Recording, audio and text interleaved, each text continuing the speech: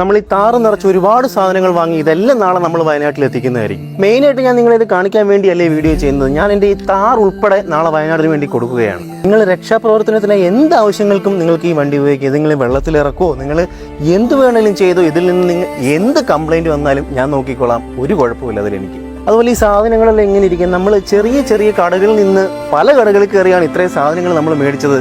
അവർക്കും എന്തെങ്കിലുമൊക്കെ കിട്ടിക്കോട്ടെ എന്ന് കരുതിയിട്ടാണ് നമ്മൾ വലിയ സൂപ്പർ മാർക്കറ്റിലൊന്നും കയറാതെ ഇങ്ങനെയുള്ള ചെറിയ കടകളിൽ നിന്ന് ഇത്രയും സാധനങ്ങളൊക്കെ മേടിച്ചത്.